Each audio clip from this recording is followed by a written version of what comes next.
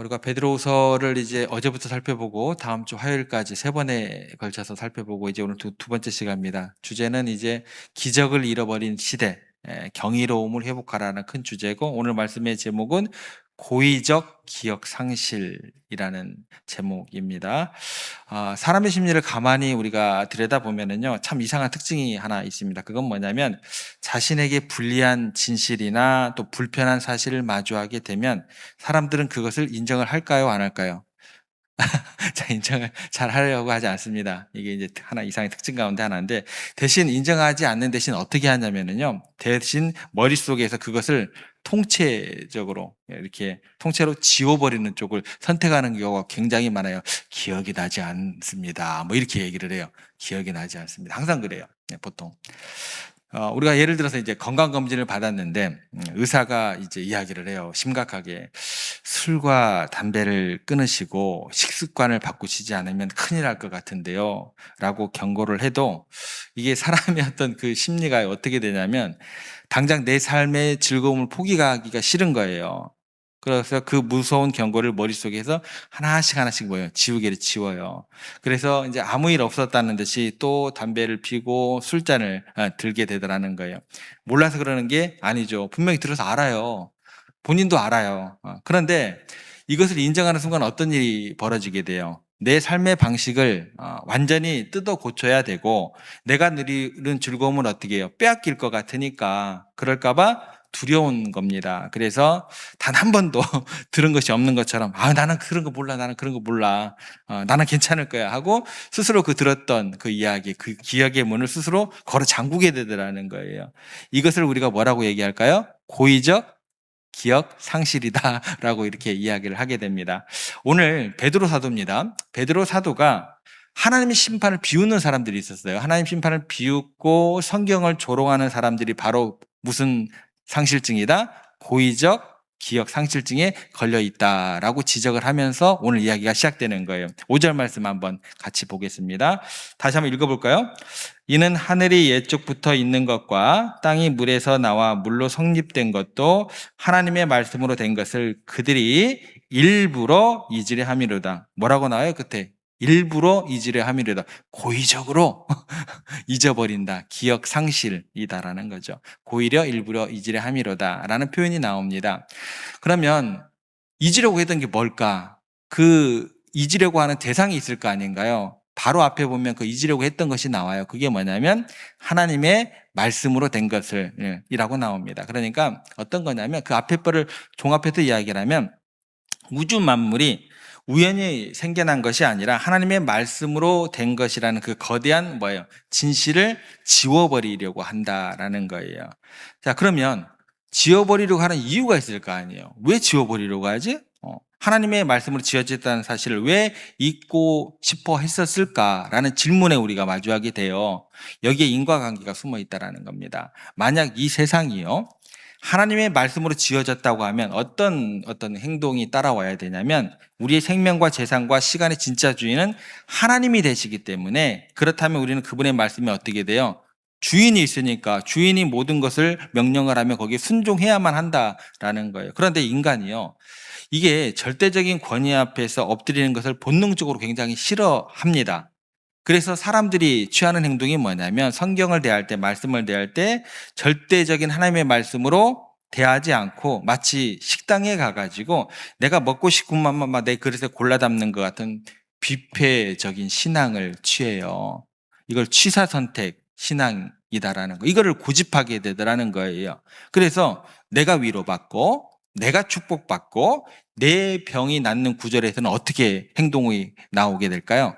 아멘 하면서 이제 밑줄을 쫙 긋죠. 그런데요, 자기를 부인하고 십자가를 지고 가라, 하나님께서 불로 세상을 심판하신다, 이런 부담스러운 말씀 앞에서는 슬그머니 어떻게 돼요? 눈을 감아버려요. 그래서 말씀의 어떤 이 통치를 받기 싫어가지고 사복음서가 아니라 우리가 흔히 웃자고 하는 이야기처럼 내 생각이 복음이 되는 어떤 복음을 믿어요? 사복음서가 아니라 내가 복음을 믿게 되더라는 거예요. 우리가 보통 그런 행동 패턴이 자주 나오게 되더라는 거예요. 그러니까 하나님의 위로와 복은 간절히 원하고 필요하지만 하나님의 절대적인 주권은 어떻게 한다? 잊어버리는, 입맛대로 신앙이 바로 본문에 나온 거짓 교사들의 모습이었습니다라고 베드로가 지금 이야기하고 있는 거예요.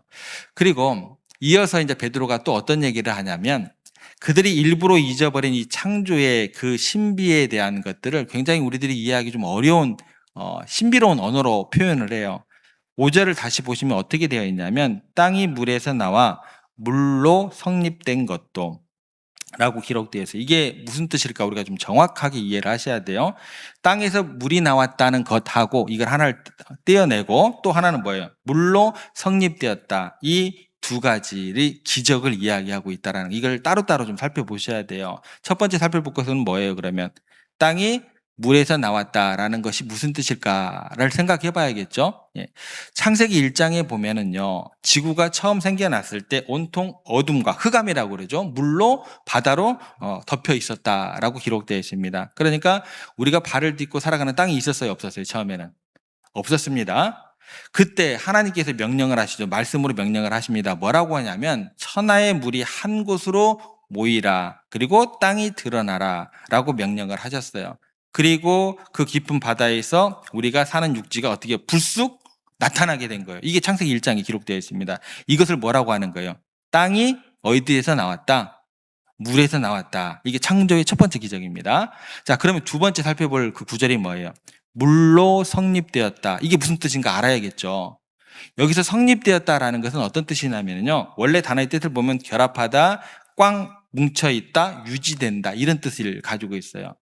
지구를 보시고 우리 사람의 몸을 보시면 구성이 어떻게 되어 있어요? 지구 표면의 몇 퍼센트가 물이에요? 70%가 물이고 우리 몸의 몇 퍼센트가 물이에요? 70%도 물입니다. 그러니까 물이라는 것은요, 모든 생명을 살게 하고 이 세상을 붕괴하지 않게 결합시켜주는 생명수와 같다라는 겁니다. 이것이 바로 뭐가 되는 거예요? 물로 성립되었다, 유지된다라는 뜻이 되는 거예요. 자, 그런데 여기에서 굉장히 중요한 사실이 언급이 됩니다. 어떤 게 언급이 되냐면 바다에서 땅이 솟아오는 것, 이게 첫 번째 거였고, 물이 이 세상을 튼튼하게 유지해 주는 거, 이게 두 번째 것이었어요. 이게 저절로 우연히 일어난 일이 아니다라고 이야기를 하게 되더라는 거예요. 이 모든 것이 5절 끝에 나오는 것처럼 어떻게 된 것이다? 하나님의 말씀으로 된 것이다. 이게 이제 가장 중요한 이야기가 되는 거예요. 그러니까 창조주의 말씀이 있었기 때문에 이 세상이 만들어졌고 지금도 어떻게 되고 있다? 유지되고 있는 것입니다. 라고 이제 베드로가 이야기하고 있는 거예요. 그런데요, 자, 이렇게 생명을 주던 이 고마운 물이 계속 고마운 물로 있지 않게 됩니다. 하나님을 무시하는 사람들에게요, 이 물이요, 끔찍한 결과를 가져오게 됩니다. 이어지는 6절 말씀 보세요. 어떤 일이 벌어지게 되는지 함께 읽겠습니다.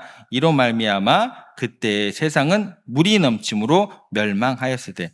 오늘 읽었던 구절 중에서 가장 뼈아픈 대목이에요. 가장 슬픈 이야기예요. 무슨 얘기냐면요, 인간들이요, 하나님의 주권을 무시하고 내 마음대로 뭐예요? 골라먹는 신앙, 취사 선택하는 신앙, 뷔페에 가서 이렇게 골라먹는 그런 신앙을 하면서 죄를 짓자 하나님께서 심판을 내리십니다. 그런데 그 심판의 무기가 뭐가 될까요? 바로 방금 전 5절에서 우리를 살려주었던 그 고마운 물이었는데, 이 고마웠던 물이 노아 시대에 뭐로 변하게 돼버리는 거예요? 대홍수로 변화되어 버렸다. 이 얘기를 하고 있는 거예요.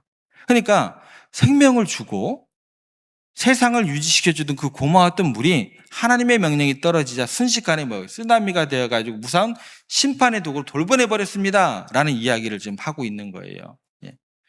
잘 따라오고 계시죠? 너무 새벽부터 어려운 이야기를 하고 있는 것 같아서 죄송합니다. 자, 그러면 지금까지 이 이야기가 우리하고 무슨 상관이 있을까요? 베드로가 왜 이야기를 할까요? 무슨 상관이 있어야 되는 거잖아요. 현대를 살아가는 우리에게도 내 삶을 든든하게 지켜주는 물과 같은 존재들이 있습니다. 어떤 분에게는 그게 돈일 수 있어요. 어떤 분에게는 건강일 수 있어요. 어떤 분에게는 좋은 직장일 수 있어요.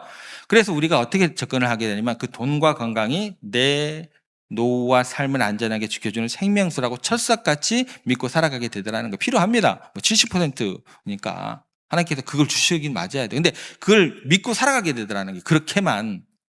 그런데 우리가 영적인 눈을 똑똑히 뜨고 바라볼 수 있어야 된다는 거죠. 이 세상의 모든 것들을 오직 하나님의 통제 아래에 있었다라는 것을 바라볼 수 있어야 된다라는 거예요. 만약 우리들이요, 하나님의 주권을 잊어버리고 말씀을 내 입맛대로 취사 선택하고 골라 먹으면서 내 마음대로 살아가면 어떤 일이 벌어지게 될까요? 우리들이 그토록 목숨 걸고 의지했던 그 든든한 통장의 잔고가 오히려 자식들끼리 유산 싸움을 벌이게 만들고 가정을 산산조각 내는 홍수로 돌변할 수 있다라는 거예요. 그러니까 나를 완벽하게 지켜주기라고 믿었던 그 세상의 무기들이요, 오히려 넘쳐 흐르게 되고 내 인생을 삼켜버릴 수 있다라는 거예요. 이것이 바로 우리가 의지하던 것들의 치명적인 배신이다라는 겁니다. 우리가 누리는 이 평안이라는 것은요, 결코 내 힘으로 유지되는 게 아니에요. 하나님의 은혜로 주신 선물을 하나님보다 더 사랑하게 되면 그 선물은 반드시 나를 멸망시키는 우상이 되어서 우리를 배신하게 되는 결과로 이어지게 된다라는 것입니다. 그런데요, 알아요. 들어서 너무나 잘 알아요. 안타깝게도 그런데 우리는 신앙생활을 하면서 이 부분에서 굉장히 잘 넘어지게 됩니다. 유독 잘 넘어져요. 그렇게 말씀을 듣고 결단하면서도 돌아서면 또다시 세상과 돈과 그 시스템을 의지하는 덫에 자꾸만 걸려 넘어지게 되더라는 거예요. 이유가 뭘까요? 이유가 있을 거 아니에요. 거기에 결정적인 이유가 하나 있습니다. 그게 뭐냐면은요, 바로 지금 당장 내 삶에 아무런 해가 없어요. 너무나 멀쩡해 보이기 때문에 그래요. 말씀을 내 입맛대로 골라 먹고 세상 돈을 더 의지하면서 내 맘대로 살아도 당장 하늘에서 벼락이 떨어져요, 안 떨어져요? 안 떨어져요. 예. 내 통장도 내 건강도 다 멀쩡해요. 그런 것 같아요.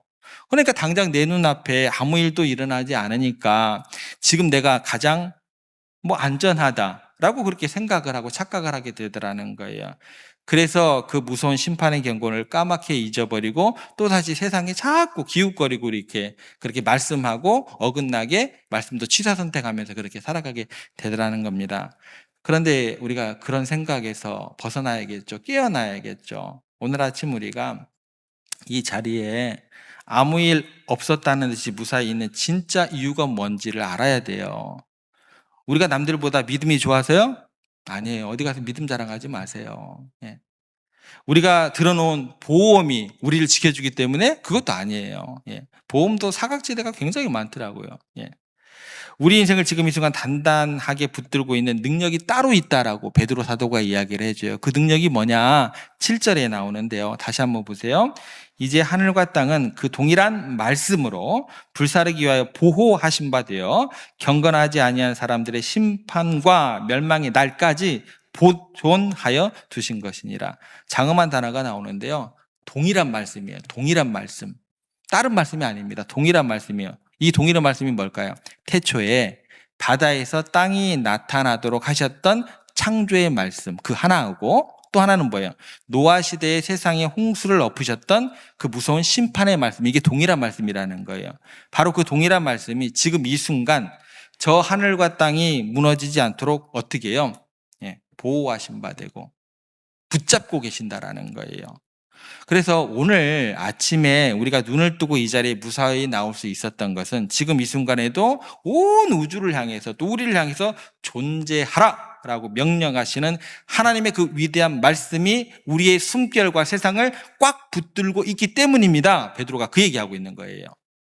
만약요, 하나님께서 단 1초라도 그 말씀의 끈을 놓아버리신다면 멀쩡해 보이던 우리의 인생은 어떻게 돼요? 그 즉시로 무너져 내릴 수밖에 없다라는 겁니다. 그런데 이것에서 그치지 않고 7절 뒷부분에 가면 조금 더 무서운 이야기가 나오게 됩니다. 그렇게 전능하신 말씀으로 세상을 꽉 붙들고 보호하시는 진짜 이유가 7절 하반절에 기록되어 있는데요. 우리가 이 땅에서 영원히 떵떵거리며 잘 살 것이다 라는 이야기가 없어요. 그렇게 잘 살게 하려고 이 세상을 붙들고 계신 게 아닙니다. 심판의 날이 꼭 오게 되어 있다라고 선포가 되면서 이렇게 연결이 돼요. 보시면 불사르기 위하여 심판의 날까지 보존하여 두신 것이니 라고 선언을 하고 있습니다. 그러니까 무슨 얘기냐면 하나님께서 마지막 날에 세상을 불로 심판하시는 날이 꼭 도래하는데 불로 심판하시기 위해서 지금 당장이라도 쏟아질 것 같은 그 맹렬한 심판의 불길을 당신의 말씀으로 꽉 쥐고 참고 참고 계시는 중입니다. 라고 이야기를 해주고 있다라는 거예요. 그러면 왜 참고 계실까? 왜 참고 계실까? 단 한 영혼이라도 더 구원받고 돌아오기를 기다리시는 우리를 향한 사랑과 긍휼 때문에 참고 보존되고 보호받고 있다라는 이야기가 결과적으로 등장을 하게 됩니다. 그렇다고 했을 때 이 엄청난 사실을 안다면 오늘 내가 무심코 내딛는 이 호흡 한 번이 얼마나 큰 기적이고 눈물겨운 은혜인지 우리가 더욱더 깊이 깨달아 우리가 알아야 될 것 같습니다. 이 두려운 진실 앞에서도 여전히 내 입맛대로 성경을 취사 선택하거나 세상만 쫓아간다면 그 사람은 어떤 상실증에 걸린 사람일까요? 영적 기억 상실증에 걸린 사람이 되는 겁니다. 말씀을 정리해 봅니다. 언젠가요? 하나님의 말씀처럼 이 세상의 모든 것이 무너지고 또 내가 믿었던 것들이 나를 배신하는 그날에 우리가 피할 곳은 없습니다. 예수 그리스도 한 분밖에 없어요. 세상을 심판하실 그 무서운 불길을 말씀이신 예수님께서 갈보리 십자가에서 자신의 온몸으로 다 받아내셨기 때문에 피할 곳은 그곳밖에 없는 거예요. 오늘 이 새벽에 통장의 잔고가 나를 지켜주기로 하시라는 그 기억상실증에서 또 내 입맛대로 말씀을 고르던 그 취사선택적인 신앙에서 완전히 벗어나기를 여러분들 결단하시기를 바랍니다. 세상이 흔들리고 내 눈앞에 아무 기적이 안 보여도 결코 무너지지 않는 십자가의 은혜와 절대 변하지 않는 하나님의 말씀 위에만 여러분의 인생을 굳게 세워나가시기를 간절히 소망합니다. 오늘 하루도 내 삶을 붙들고 계시는 그 위대한 말씀의 능력을 의지해서 담대히 승리하며 나아가는 여러분들과 세종의 모든 권속들 되시기를 주님의 이름으로 축원합니다.